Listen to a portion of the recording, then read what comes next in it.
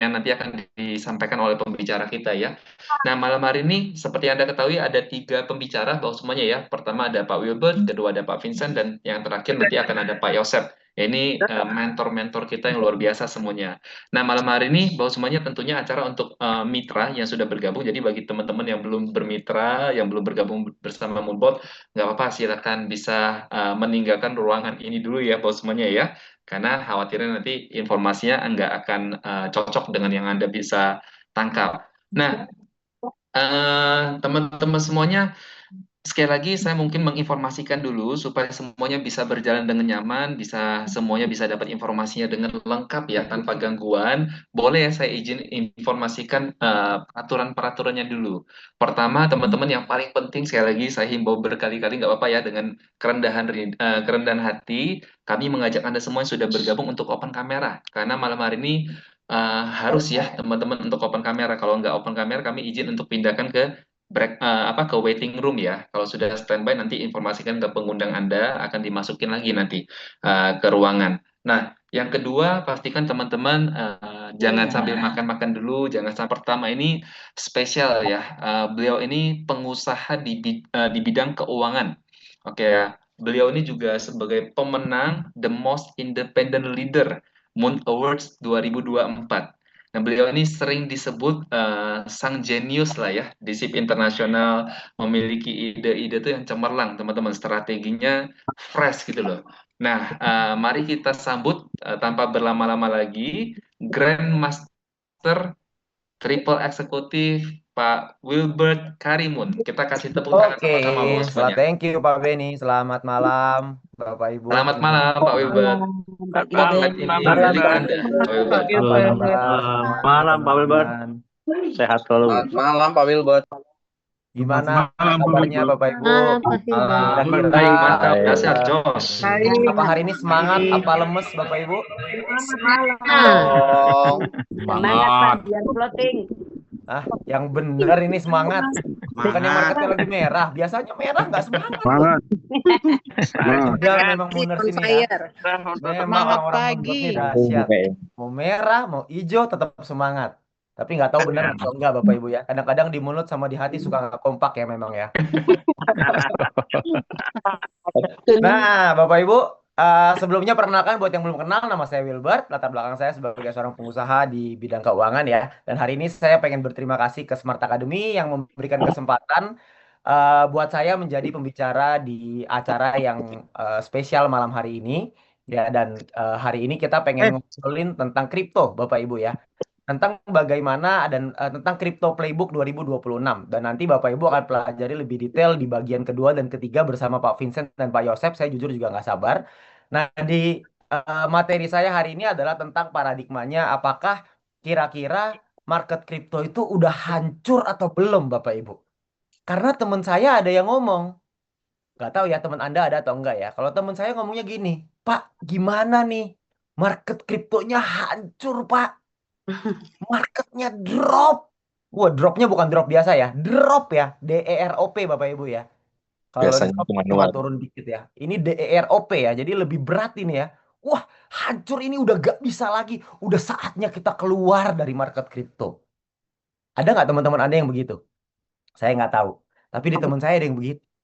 Ada Nah, Pak. saya bilang, oh ada ya, ada yang begitu juga. Nah, kalau di saya mikirnya sederhana Bapak Ibu.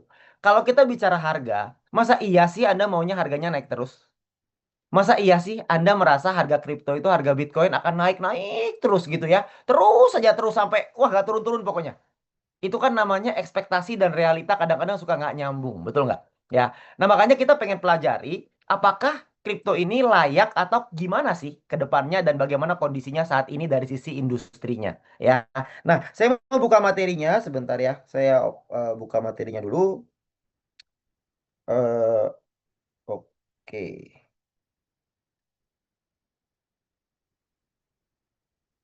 Oke, kelihatan nggak Bapak Ibu ya? Kelihatan ya? Kelihatan Pak. Kelihatan Kelihatan Pak ya, aman Wilbert. ya? Oke. Kan Pak? Nah, materi saya hari ini Kelihatan, kelihatan. judulnya adalah The Alchemy, Bapak Ibu. Ya, mungkin ada beberapa teman-teman yang mungkin sudah pernah dengar materinya, tapi ini tenang Bapak Ibu, ini Alchemy 2025, jadi agak berbeda ya. Nah, ini ada updatean informasi yang mungkin Anda juga bisa dapatkan tentang industri kripto saat ini. Nah, tapi sebelumnya saya pengen cerita dulu. Materi ini terinspirasi dari satu buku. Bukunya adalah judulnya The End of Alchemy. Itu sebuah buku yang dikarang oleh mantan gubernur Bank Sentral dari UK. Ya, di buku itu tertulis bahwa peradaban manusia itu selalu mencari dua hal. Yang pertama, selalu mencari umur panjang, sehat selalu. Ini materinya kelihatan nggak? Ada Bu Nel Cudwit katanya nggak kelihatan ya. Kayaknya spotlightnya di remove aja kali ya. Oke. Digeser ke halaman paling depan. Biasanya gambarnya ini. Digeser ke paling depan nih kelihatan. Aman ya? Materinya kelihatan ya? Iya, kelihatan. Oke, siap Pak Vincent. Nah, jadi eh saya mana tadi ya? Oh ya, jadi intinya manusia itu peradaban selalu mencari dua hal. Yang pertama adalah umur panjang sehat selalu, atau biasanya industri yang berhubungan dengan kesehatan dan kecantikan. Itu industrinya namanya eliksir, Bapak Ibu. Tapi ada juga yang kedua, manusia selalu mencari hal yang kedua juga, yaitu seni menciptakan kemakmuran, Bapak Ibu. Ya, itu yang biasa disebut dengan alkemi. Ya, kalau industri eliksir itu banyak di antara Bapak Ibu mungkin udah tahu. Misalkan zaman sekarang banyak sekali industri kesehatan. Seperti misalkan adanya suntik stem cell, betul ya. Ada juga yang misalkan suntik vitamin C. Ada yang kalau yang ibu-ibu nih perempuan nih, itu ada banyak ya. Ini perempuan ini kan yang zaman sekarang agak unik ya. Ada yang tanam benangnya ditanam, ada yang alisnya disulam, ada yang ditarik gitu ya. Saya nggak agak kurang paham ya bedanya di mana ya. Ada yang tarik, nanem dan sulam. Nah, jadi industri itu berkembang luar biasa karena semua orang pengen kelihatan cakep, pengen kelihatan cantik, pengen kelihatan ganteng, dan tentu saja pengen sehat selalu. Itu industrinya namanya eliksir. Tapi industri yang alkemi ini adalah seni menciptakan kemakmuran, Bapak Ibu. Ya. Nah, kalau kita bicara soal seni menciptakan kemakmuran ini, saya pengen cerita satu contoh gitu ya. Ada sebuah keluarga yang mengumpulkan batu-batuan dari tahun 1940-an. Selama 40 tahun, keluarga ini mengumpulkan batu-batuan dan menetapkan satu batu yang ditetapkan sebagai simbolnya cinta. Batu apakah itu, Bapak Ibu? Boleh bantu saya untuk jawab nggak? Batu apa yang Diamond, menjadi Pak. simbolnya cinta? Permata. Permata. Berlian. Atau Diamond. diamond, Bapak Ibu. Ya, diamond Diamond. menjadi simbolnya cinta. Dan keluarga ini, Bapak Ibu, menetapkan batu ini jadi simbolnya cinta. Keluarga ini menguasai 70% perdagangan diamond dari hulu sampai hilir, Bapak Ibu. Dari pertambangannya sampai yang ada di tangan ibu-ibu yang menguras dompet bapak-bapak gitu ya. Tapi enggak lah, bapak-bapak dengan rela hati memberikan kepada istri tercinta dong, ya. Kan supaya istrinya bahagia. Ya, meskipun tetap menguras dompet sih, itu tidak mengurangi fakta itu. Ya, tapi Bapak Ibu, keluarga ini menguasai pertambangannya dari hulu sampai hilir. Keluarganya namanya adalah keluarga De Beer dari keluarga Oppenheimer, salah satu keluarga terkaya di dunia. Dan keluarga ini adalah Diamond adalah alkeminya dari keluarga ini. Nah, Bapak Ibu, alkemi itu berarti dia menguasai, ya. Nah, kalau menurut saya nih, kita di sini juga kita punya alkeminya kita. Alkemi kita apa sih? Alkeminya kita namanya Moonbot, Bapak Ibu. Buat itu tuh duduk yang dikeringkan. Kita punya sebuah software yang membantu kita untuk mengelola uang, ya, yaitu software asset management membantu mengelola uang dan juga ada peluang bisnisnya. Yang satu menciptakan profit, menciptakan kekayaan, yang satu menguasai profit. Sehingga kita menjadi, Moonbot bisa menjadi alkemi bagi semua di antara kita 552 orang di ruangan hari ini. Ya, makanya saya ngelihat Moonbot ini menarik sekali. Ya, tapi Bapak Ibu perlu paham bahwa timing is everything, Bapak Ibu. Apakah sekarang ini masuk ke industri kripto itu waktu yang tepat atau enggak? Nah, itu yang Anda perlu pelajari dong. Karena kalau kita nggak pelajari, kita nggak tahu nih apakah masuk entry ke kripto sekarang bagus atau enggak gitu ya. Nanti kayak teman saya tadi bilang market kriptonya drop Pak, hancur lebur, portoku merah semua. Nah, porto merah semua tuh berarti kebanyakan main koin micin Bapak Ibu ya. Itu namanya salah dia sendiri ya. Ya, jadi kalau misalkan mainnya koin-koin besar mah aman-aman, damai-damai sejahtera aja ya. Apalagi kalau pakainya Moonbot mah santai, nggak ada masalah ya. Selama jempolnya tidak kerasukan Bapak Ibu ya. Kalau jempolnya kerasukan itu agak lain ceritanya ya. Tapi intinya adalah layak gak sekarang kita masuk ke kripto? Nah, saya pengen kasih tahu ke Anda. Apakah sekarang waktu yang tepat untuk masuk ke kripto? Contohnya gini Bapak Ibu. Kalau Anda mau masuk ke sebuah industri, apakah Anda mau nunggu industri itu udah rame semua orang yang pakai atau Anda mau jadi pelopornya? Saya kasih sebuah contoh. Mungkin 10 tahun yang lalu, 15 tahun yang lalu, kita pakai handphone yang namanya BlackBerry. Betul nggak? Semua pakai handphone ada tombolnya. Bener ya? 10 tahun yang lalu, 15 tahun yang lalu. Zaman sekarang, siapa di antara Anda di ruangan hari ini, di Zoom hari ini, yang pakai handphonenya ada tombolnya, Bapak Ibu? Udah nggak ada. Bener nggak? Semua udah nggak pakai tombol. Padahal, zaman dulu ketika iPhone, Apple pertama kali keluarin handphone yang isinya cuma batangan sabun, Bapak Ibu ya, kan nggak ada tombolnya soalnya ya. Itu dianggap sebagai sesuatu yang nggak masuk akal dan orang-orang bilang, ih nggak enak pakai yang nggak pakai pencet-pencetannya, nggak seru, nggak bisa sambil nyetir, ya. Ada nggak yang kayak gitu? Kalau nggak ada, saya kayak gitu soalnya. Nggak mau pakai yang nggak ada tombolnya. Sekarang kalau pakai yang pakai tombol diketawain orang Bapak Ibu ya. Karena lama-lama pakai BlackBerry susah banget mau nonton YouTube ya. Ternyata pakai yang tanpa tombol lebih menyenangkan gitu ya. Sekarang semua handphone, mau dari Android, mau dari Korea, mau dari Cina, mau handphone sampai merek yang Anda nggak tahu, semuanya nggak ada tombolnya. Nah, Apple menjadi pionir, jadi pelopornya. Dia masuk ke market, masuk ke industrinya di saat orang-orang pada belum setuju dan dia menjadi penguasa pasarnya saat ini. Perusahaan Apple menjadi salah satu perusahaan yang masuk dalam Magnificent Seven dari saham di Amerika ya, perusahaan terbesar di dunia saat ini ya. Nah, jadi kalau kita mau masuk ke sebuah industri, kita harus tahu perkembangan dari industri itu apakah tepat atau enggak. Ya, nah saya mau kasih Anda contohnya tentang industri kripto. Nah, yang pertama Bapak Ibu, Anda tahu orang ini ya? Ini namanya Nayib Bukele. Ini adalah presiden dari sebuah negara kecil di Amerika Selatan, namanya El Salvador, Bapak Ibu. Ya, ini bukan artis FTV, Bapak Ibu ya, meskipun memang agak mirip, ada brewok-brewoknya dikit ya, agak kayak sinetron memang, tapi bukan sinetron ini ya. Ini seorang presiden, Bapak Ibu ya, presiden dari negara El Salvador.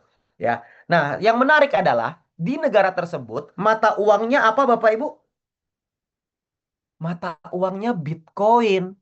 Loh kok bisa satu negara mata uangnya Bitcoin? Menarik sekali loh. Soalnya kata teman saya katanya harga Bitcoin drop Bapak Ibu. Tapi di negara ini dijadikan sebagai mata uang.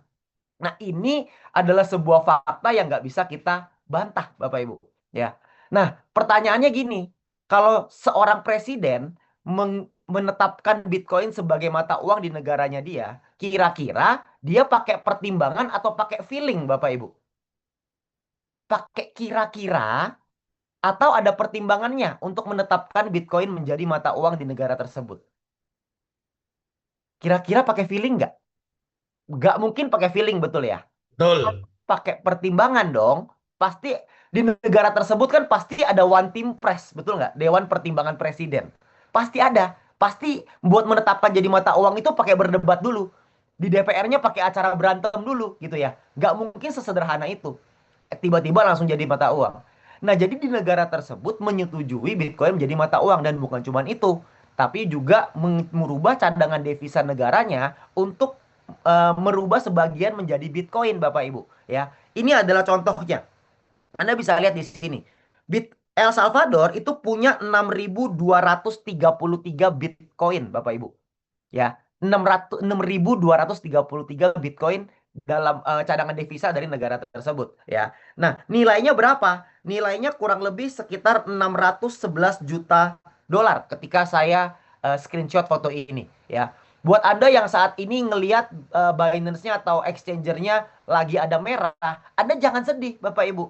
Karena yang ini lebih sedih. Yang ini minusnya 38 juta. 38 juta ini bukan rupiah Bapak Ibu ya. Ini 38 juta dolar. 38 juta dolar itu berarti kira-kira berapa miliar itu ya? Berarti kira-kira sekarang lagi minus 500 miliar. Bukan minus ya. Lagi floating, lagi menurun 500 miliar. Nah, kalau Anda sekarang lagi porto Anda atau Binance Anda nilainya berkurang 500 miliar, kira-kira jantung Anda sehat gak Bapak Ibu? Atau jantungnya berdegup kencang nggak bisa tidur? Nah, ini yang mana nih? Ya. Nah, kalau ini negaranya aset negaranya berkurang 500 miliar, Bapak Ibu. Ya. Jadi saya nggak tahu kira-kira Nayib Bukele ini jantungnya sehat nggak ya kira-kira ya? Kira-kira menurut Anda, presiden ini yang sekarang lagi dalam keadaan minus 500 miliar, berkurang 500 miliar, ya, kira-kira dia lagi ketakutan apa dia lagi berani ya, menurut Anda? Takut gak kira-kira? Coba dijawab di komen. Dijawab di chat ya, di komen lagi. Dijawab di chat. Udah kayak lagi ini ya, lagi konten ya. Nah, berani, bulan nih. Tetap semangat. Oh, ada yang berani, ada yang takut ya. Loh, Anda tahu presiden ini berani tahu dari mana? Sempat WA-WA-an kah sama sama Mr. Nayib Bukele ini ya? Jujur sebenarnya saya juga nggak tahu dia berani atau enggak. Ya, tapi kayaknya kalau misalkan keuangan negara berkurang 500 miliar, kayaknya kalau di Indonesia sih udah di demo ya. Minimal DPR penuh sih. Live TikTok isinya orang demo kayaknya ya.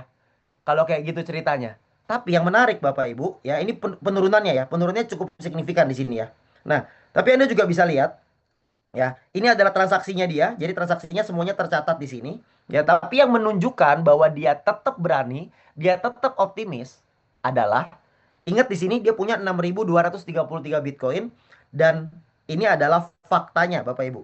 Ya, ini dari website official resmi dari El Salvador ya. 7 hari terakhir, tadi ingat ya, 6.233 Bitcoin ya. Sekarang kepemilikan Bitcoin di negara tersebut 7.400. Dalam waktu 1 minggu terakhir, negara ini membeli 1.000 Bitcoin, Bapak Ibu. 1.000 Bitcoin ini nggak bercanda ya. Ya, 1.000 Bitcoin ini gila-gilaan juga nih. Kalau tambah turun lagi, dia bisa di demo rakyat kayaknya. Aku nggak tahu sih. Tapi atau mungkin dia malah serok lagi, mungkin tambah 1.000 lagi. Wah, nggak tahu lah. Nanti dia jadinya negaranya jadi, wah mantap itu. Negaranya bisa kaya raya itu ya. Kalau misalkan ketika harga Bitcoinnya naik, mereka akan jadi negara yang cadangan devisanya kuat sekali. Ya, jadi teman-teman bisa bayangin. Sebuah negara beliin aset negara, jadiin Bitcoin. Ketika market turun, bukannya panik, bukannya takut, dia beli 1.000 Bitcoin. Sehingga ini menunjukkan bahwa marketnya saat ini berbeda. Bapak Ibu, kemarin saya ketemu sama satu orang. Saya baru pulang dari Bandung kan kemarin, ketemu sama satu orang. Satu orang ini ngomong, Pak, Bitcoin itu Pak, kalau lagi Piala Dunia, itu harganya turun Pak. Soalnya orang-orang pada jualin Bitcoin untuk dimasukin ke judi bola katanya. Saya bilang, ini teorinya agak-agak menarik, tapi kok nggak masuk akal ya? Emang kayak gitu? Kalaupun benar seperti itu, apa iya seorang presiden Nayib Bukele nanti jual Bitcoin buat judi bola? Kan nggak mungkin, bener gak sih? Nggak masuk akal. Mungkin kalau 10 tahun, 20, 30 tahun yang lalu, mungkin itu benar. Orang-orang yang pakai cuma individu. Sekarang yang beli negara, Bapak Ibu. Jadi udah berbeda. Situasinya sangat berbeda. Ya. Nah, yang kedua, hasilnya apa Pak? Menerapkan Bitcoin jadi mata uang ini dan juga jadi cadangan devisa menyebabkan apa di negaranya dia? Menyebabkan El Salvador ini bisa menghapus income tax ya, ini pajak penghasilan dari investasi asing. Artinya negara ini menghapus pajak penghasilan untuk investasi asing. Dia mendorong uang untuk masuk ke negaranya. Anda bayangin bisa menghapus pajak. Dan ini beritanya bukan dari berita media Indonesia terpercaya nomor1.com, bukan ya. Ini dari Bloomberg Bapak Ibu ya. Jadi ini terpercaya media salah satu yang terbaik di dunia. Jadi dari sini kita bisa melihat bahwa ternyata perekonomian dari negara tersebut itu membaik sehingga akhirnya bisa diambil kebijakan penghapusan pajak Bapak Ibu ya. Bukan menambah pajak dari 11% jadi 12% ya. Seperti di negara yang itulah Anda tahulah ya. Jadi makanya tidak menambah pajak tapi malah mengurangi pajak. Nah, ini adalah salah satu contoh dari negara yang menggunakan Bitcoin.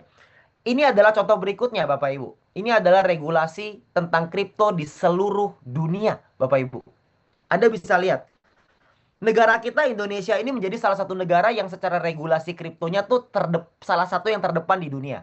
Kita udah punya tentang perpajakannya kripto, kita udah punya. Banyak negara lain belum punya. Regulasi di Indonesia ini sangat cukup jelas ya di tentang kripto ini. Jadi pajak segala macam semuanya udah ada. Lalu yang berikutnya ada Amerika. Amerika juga sama. Amerika sudah punya perizinan tentang kriptonya ya, yaitu tentang stablecoin dan lain-lain. Terus juga ada MiCA. MiCA ini adalah perizinan atau badan yang mengurusi regulasi untuk kripto di Eropa, Bapak Ibu. Jadi Eropa juga sudah ada. Lalu yang berikutnya ada apa lagi? Ada UK, ya, United Kingdom ya, Inggris ya.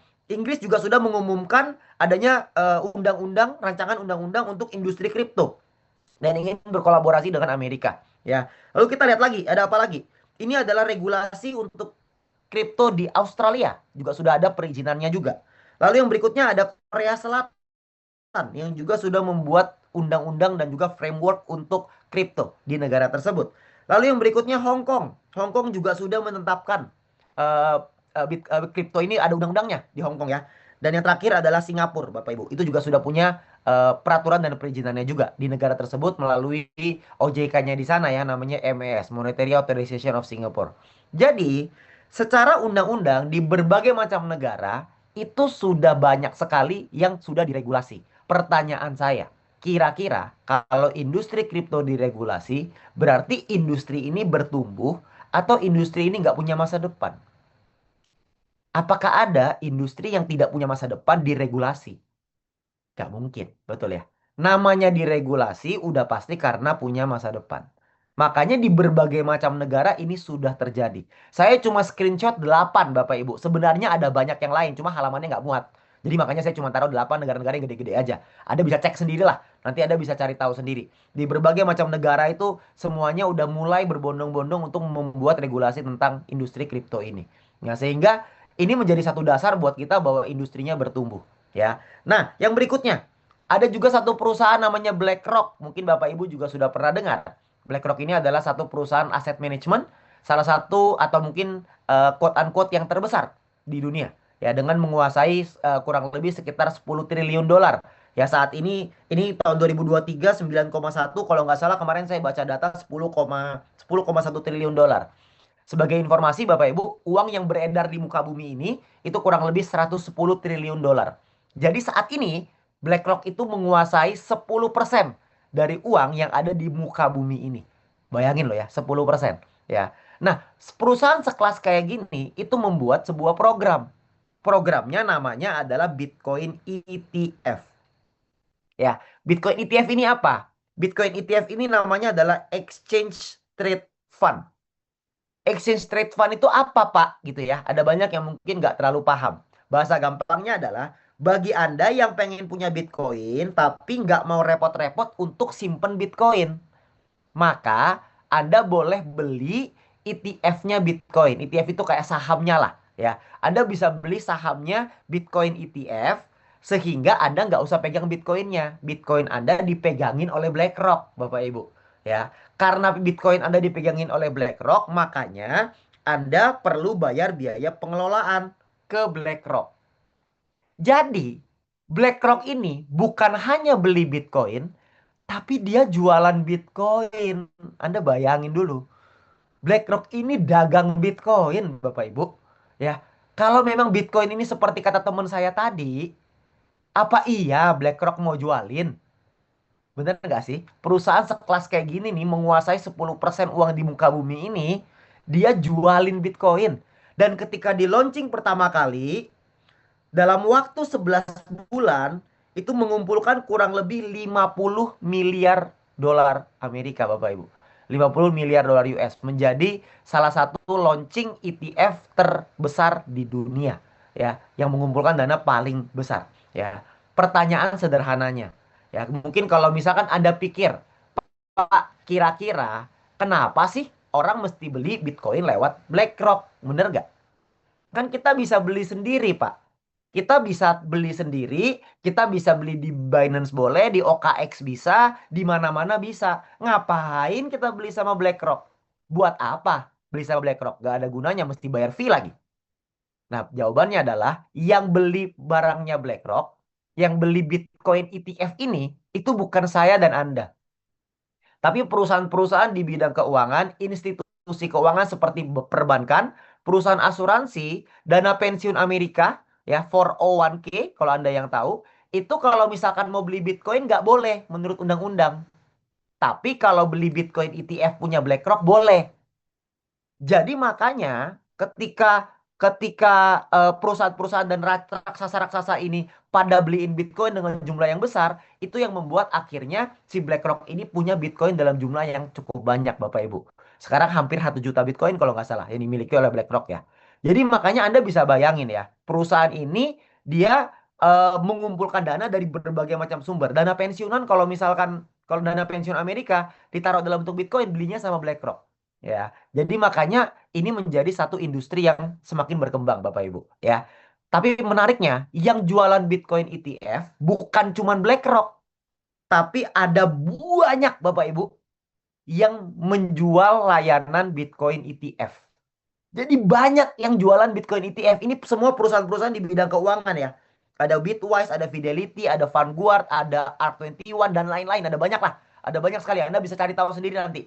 Ya, ada banyak sekali. Pertanyaan saya simple. Kalau memang Bitcoin ini nggak ada masa depannya, ngapain sih semua perusahaan di bidang keuangan ini pada jualan Bitcoin? Bener gak? Bitcoinnya pasti punya masa depan. Makanya baru mau masuk ke industri ini. Ya, jangan kayak teman saya. Pak, harga Bitcoinnya hancur, Pak.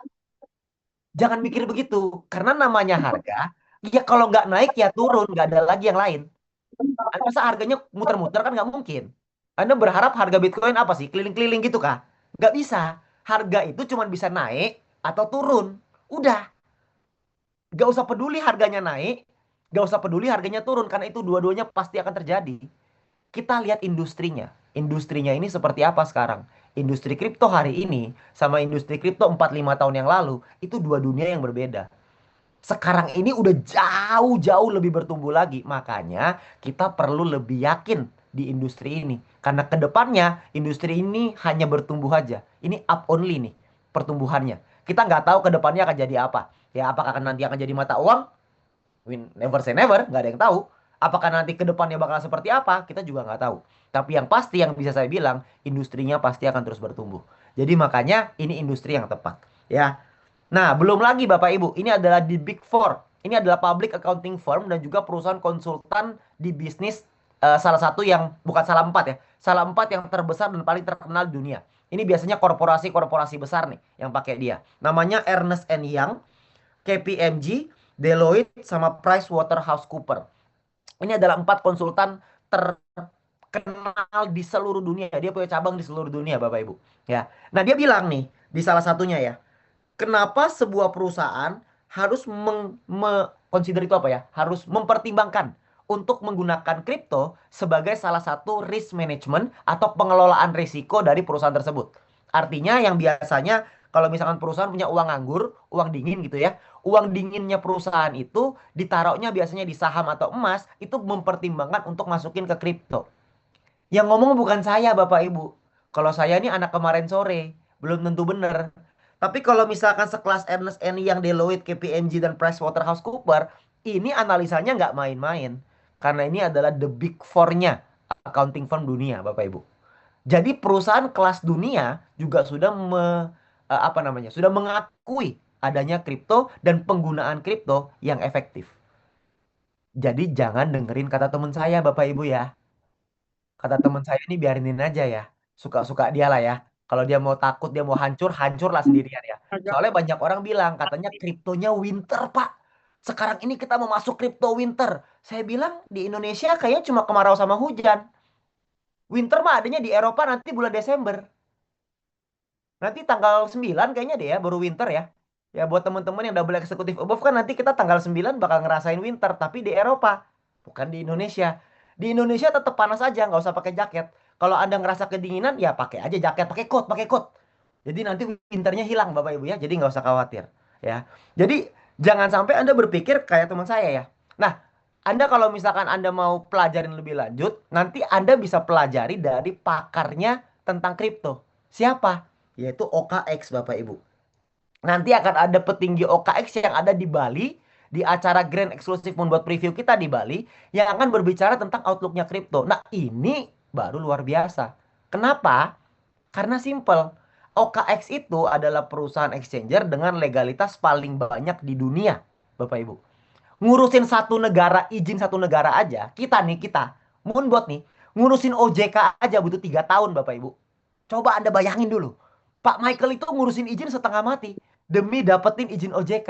Nah, OKX ini legal di Korea Selatan, Singapura, Australia, Eropa lagi diurus bentar lagi selesai, Dubai, berapa negara lagi gitu saya lupa. Anda bayangin, perusahaan ini bikin legal di berbagai macam negara. Nah, kira-kira orang-orang yang ada di situ pengetahuan soal kriptonya dahsyat gak Bapak Ibu? Kalau dahsyat, Anda perlu datang ke Bali untuk Anda lihat sendiri, dengar langsung.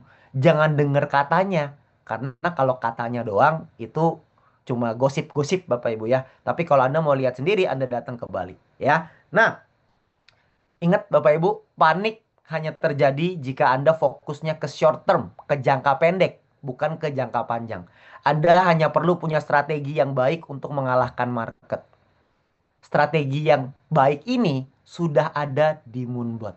Jadi kalau Anda pakai Moonbot masih panik, berarti Anda jempolnya kerasukan. Kalau Anda pakai Moonbot, marketnya merah, harusnya kayak gini. Tuh, kayak di foto tuh. Harusnya begitu. Santai aja. Mau market merah, mau market turun, terserah. Mau merah kayak, mau hijau kayak, mau oranye, mau kuning, serah. Terserah lah mau warna apa. Pokoknya intinya yang penting tangting-tung aja terus. Bener gak? Ya. Jadi Anda jangan takut kalau misalkan ngelihat harganya kayak gini, Pak. Siapa yang kemarin ngelihat ketika harga marketnya turun kayak gini, jantungnya apa namanya? Jantungnya kurang sehat ada? Ada yang di sini kira-kira kena serangan jantung, Bapak Ibu ada ketika lagi market turun kayak gini? Ya. Ini adalah gambaran grafik. Saya mau cerita sama Anda. Dulu, waktu saya pertama kali mulai Moonbot, Bitcoin itu harganya 20.000. Waktu Pak Vincent kayaknya kurang lebih 15.000 kayaknya. Pak Vincent, Pak Yosep 15.000 ya. Waktu saya kurang lebih 25 ribuan. Pada saat itu Bapak Ibu, kita nih ngelihat harga 95.000 dolar. Bitcoin harga 95.000. Itu kayak apa ya? Kayak kayak sesuatu yang apa ya? Jauh sekali gitu loh untuk dicapai. Bahkan kita ngelihat angka 84.000 aja satu Bitcoinnya itu kayak berat sekali untuk nyampe ke sana. Waktu awal pertama kali kita mulai Moonbot. Sekarang kita lihat Bapak Ibu. Kita nyampe di harga 84.000 dengan gampang. Cukup satu kali turun aja loh. Satu kali turun aja udah 84.000. Ya. Anda coba bayangin, dulu ini adalah harga yang sangat tinggi sekali. Sekarang orang-orang bilang ini harganya hancur, Pak. Pak, hancuran dulu. Dulu lebih hancur lagi. Waktu kita pertama kali mulai. Kita pertama kali mulai 25.000. Itu hancur. Kalau 84.000 mah bagus. Itu namanya harganya naik, Bapak Ibu. Ya. Jadi makanya kalau orang bilang, Pak, ini harganya turun. Enggak. Anda perlu lihat dari kacamata yang lebih jauh aja. Kalau kacamatanya lebih jauh, itu cuma satu ekor doang. Tuh, yang di ujung warna kuning. Itu ibaratnya kalau Anda lagi jalan, terus Anda kepleset. Itu. Itu yang terjadi di warna kuning ini adalah Anda kepleset, Bapak Ibu. Jadi kalau kepleset, jangan takut. Habis kepleset emang Anda jatuh? Enggak kan? Habis kepleset bangun kan? Nanti habis kepleset ini bangun Bapak Ibu. Selesai. Karena market kalau nggak merah, ya hijau. Udah. Setelah merah, maka hijau. Kalau habis merah-merah lagi gimana? Ya habis itu hijau. Udah gitu aja kan gampang. Kan nggak mungkin merah, merah, merah, merah, merah, merah, merah, merah, merah. Nggak mungkin. Pasti ada hijaunya. Nah, ketika hijau itu kita pakai Moonbot, ngerasain profit. Buat teman-teman yang nggak pakai Moonbot, tetap kepalanya pusing gitu ya. Jadi makanya kalau kita pakai Moonbot, santai-santai aja Bapak Ibu. Ya, jadi Anda perlu pahami, ini adalah proses. Ini adalah prosesnya. Ingat, industrinya bertumbuh. Ya, ini semua menurut saya adalah sebuah the perfect storm. Buat saya ini adalah sebuah badai yang terbaik Bapak Ibu. Ya.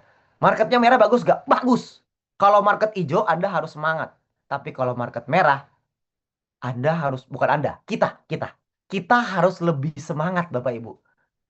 Justru di saat market lagi merah, di situ kesempatan paling besar.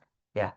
Nah, Bapak Ibu, ingat, jutawan itu millions, jutaan US dollar itu tercipta di saat bull market.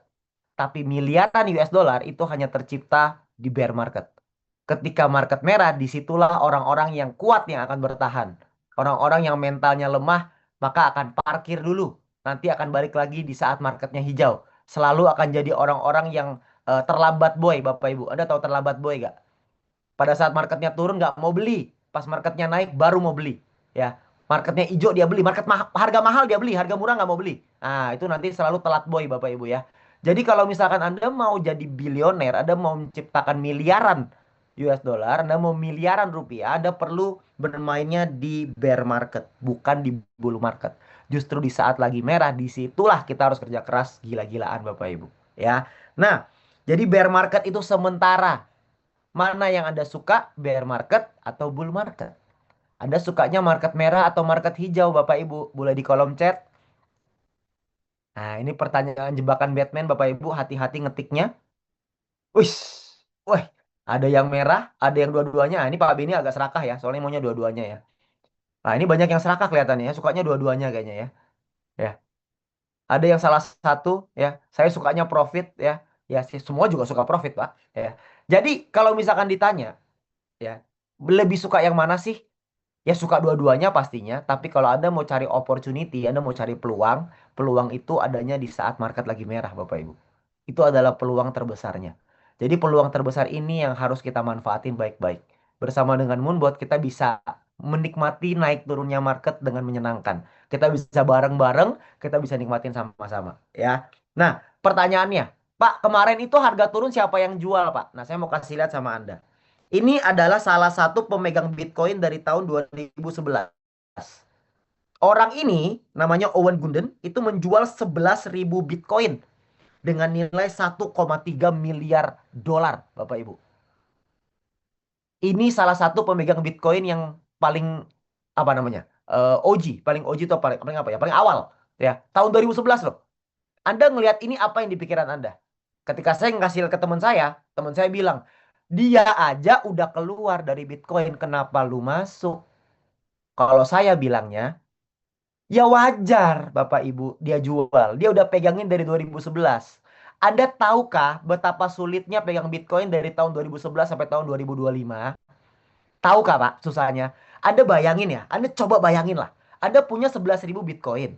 Terus Anda lihat nih harganya naik ke 19.000. Anda nggak jual. Harganya turun ke 3.000. Hati Anda pasti sakit. Anda masih tahan nih. Udah gitu nggak selesai loh. Harganya dari 3.000 naik ke 69.000 pada saat COVID kemarin. Tetap nggak jual. Turun ke 15.000. Tetap nggak dijual. Sampai naik lagi sampai 100.000 baru dijual. Kira-kira ini manusia sakti nggak sih Bapak Ibu? Ada suaranya. Anda Ini suara saya kira-kira ada nih.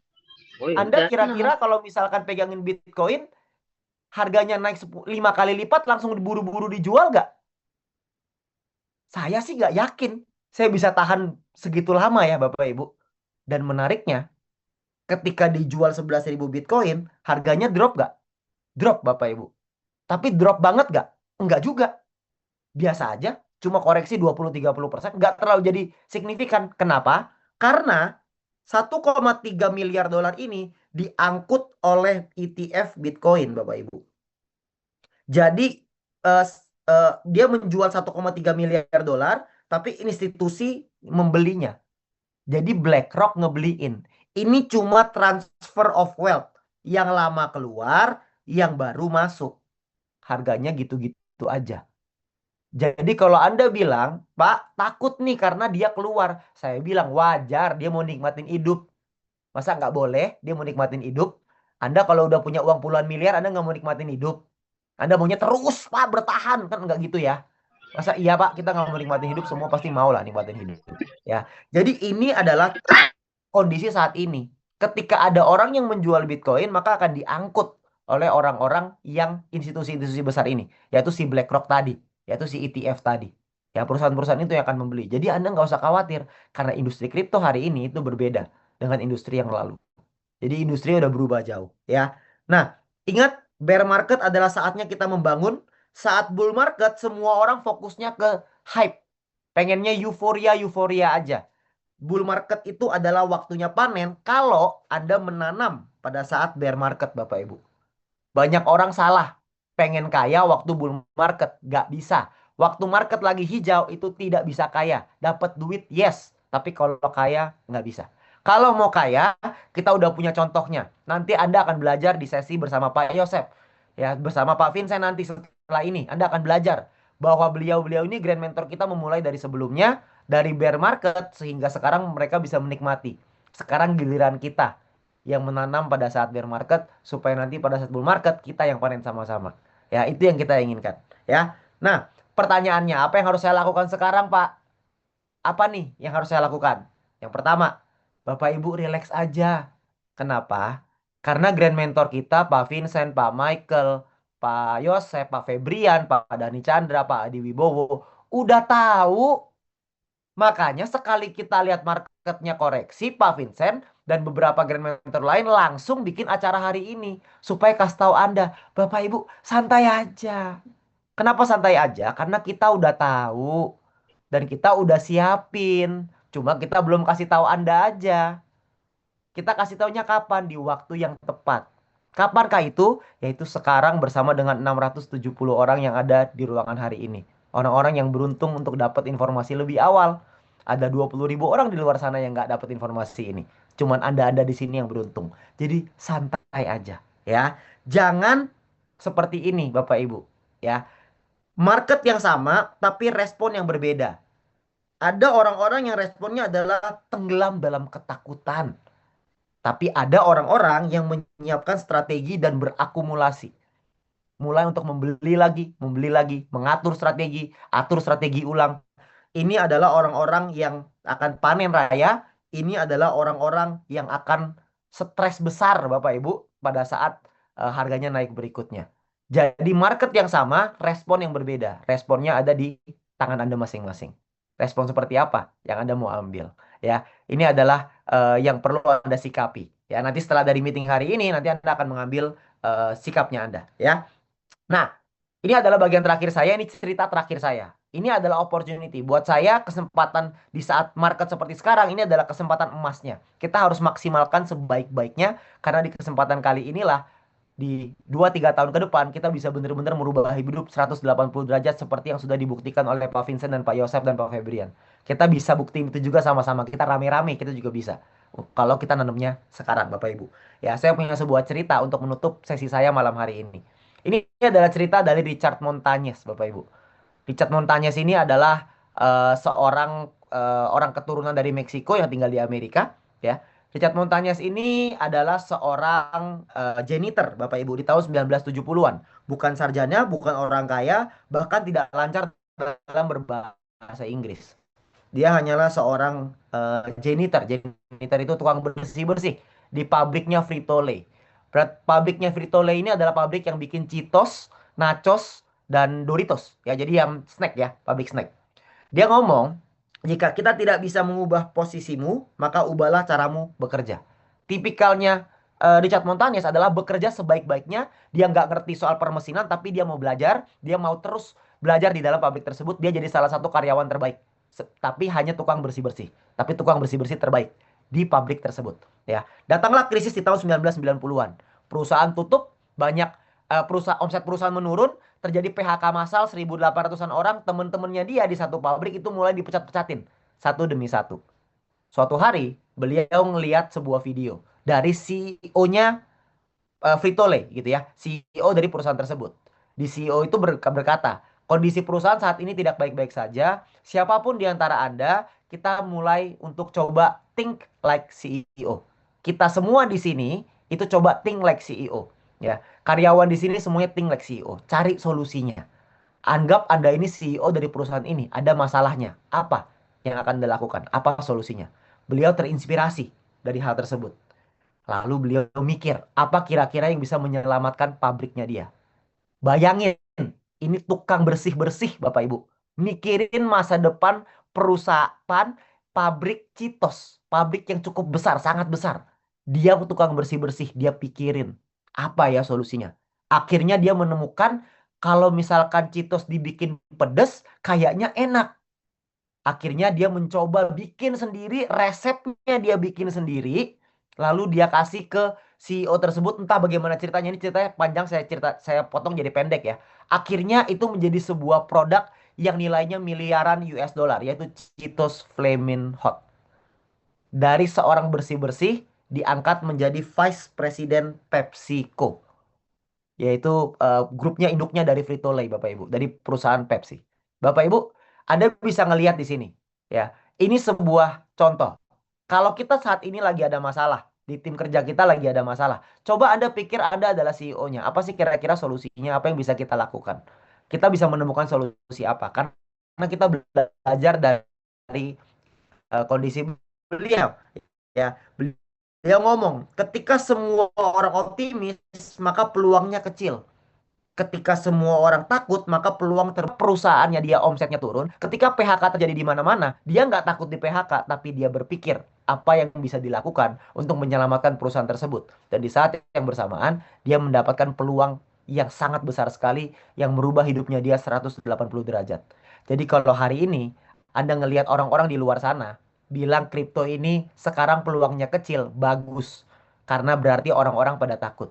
Di saat orang-orang di luar sana semua pada optimis, ingat itu peluangnya kecil Bapak Ibu.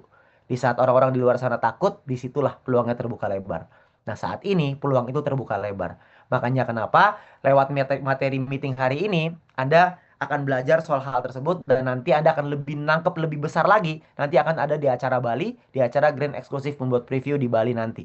Di situ Anda akan lebih terinspirasi, Anda akan ngelihat bagaimana cara Pak Michael membangun perusahaan ini dan membangun acaranya, bagaimana Pak Ciwi merubah hidupnya, inspirasi yang bisa kita dapatkan dari Pak Prabowo Limanjaya.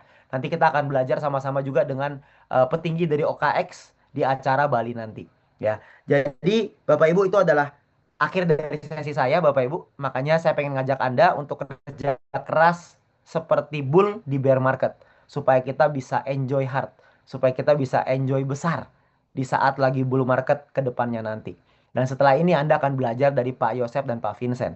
Lah itu materi tentang apa yang sudah direncanakan oleh Pak Vincent menghadapi market seperti ini dan bagaimana di peluang yang mereka lakukan di saat bear market yang lalu bisa membawa perubahan hidup yang luar biasa buat grand mentor kita. Kalau mereka bisa nyampe di posisi mereka saat ini, maka kita semua juga bisa. Tinggal pertanyaannya bear market ini apa yang Anda lakukan dan apa respon Anda. Sekian dari saya, terima kasih, selamat malam, sukses buat kita semuanya.